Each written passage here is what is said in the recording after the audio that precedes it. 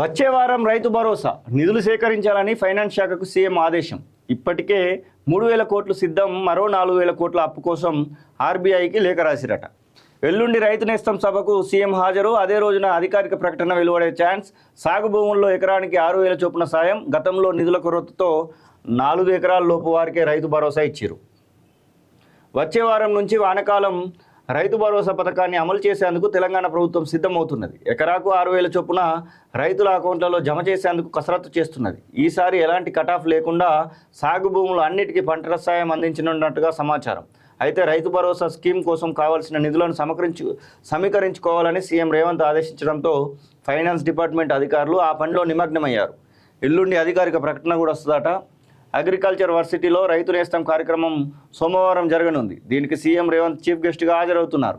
అదే సమయంలోనే రైతు భరోసా స్కీమ్ అమలు తేదీని అధికారికంగా ప్రకటిస్తారని తెలిసింది. ఈసారి సాగు భూములు అన్నిటికీ ఎకరాకు 6,000 చొప్పున సాయం అందించనున్నారు. ఆర్థిక వనరుల కొరత కారణంగా గత సీజన్లో రైతు భరోసా స్కీమ్ అమలులో జాప్యం జరిగింది. ఈ విషయంలో చాలా వరకు కూడా ఇబ్బంది పడ్డారు. 4 ఎకరాల లోపే రైతు భరోసా ఇవ్వడంతో అయ్యో గత ప్రభుత్వమే మంచిగా ఉండే అనేటువంటి సందర్భాలు కూడా వచ్చినాయి. కానీ ఒక అంతకు ఇప్పుడు ఆలోచన చేస్తూ ఉన్నారట అందరికి ఇవ్వాలని చెప్పేసి. ఇవ్వాలని అయితే కోరుకుందాం. ఒక 10 ఎకరాలు 8 ఎకరాలు కటాఫ్ పెట్టుకుంటే కూడా మంచిదే. అందరికీ ఇవ్వాలని ఏం లేదు. రైతు భరోసా స్కీమ్ అమలు కోసం కావాల్సిన నిధుల సమీకరణలో ఆర్థిక శాఖ నిమగ్నమైంది. ఈ పక్షం రోజుల్లో బాండ్లను విక్రయించి 3,000 కోట్ల అప్పును తీసుకున్నారు. ఆ నిధులు ఇతర అవసరాలకు ఉపయోగించకుండా కేవలం రైతు భరోసా స్కీమ్ అమలు కోసం ఖర్చు చేయాలని ప్రభుత్వం నిర్ణయించినట్టు తెలుస్తున్నది.